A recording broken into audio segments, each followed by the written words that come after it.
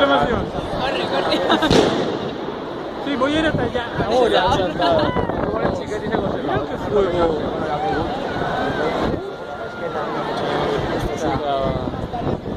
Y no va a los vecinos.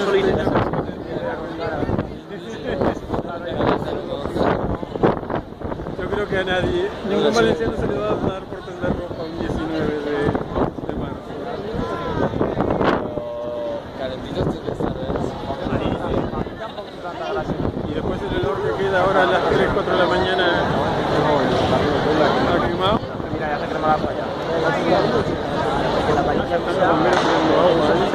Ya en Sevilla. Se dio muy fuerte. Nada difícil.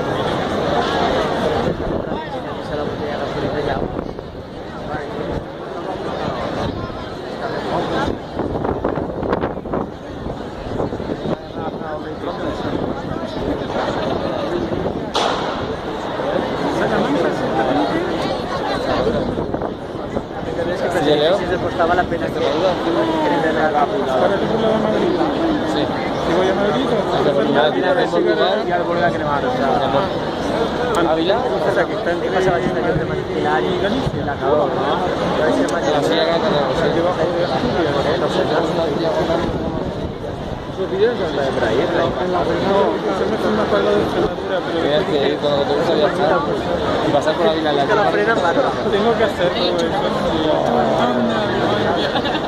Encima de Santa Teresa. Turismo gastronómico. Eso de Es que no me Roma. gusta. la hostia. No como verdura. ¿Carne? O sea, Vengo de un país de carne, escucha.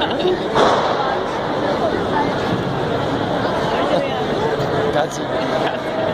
En Zaragoza me acuerdo que me peleé con una médica. Porque voy y digo, mira, que yo también sé que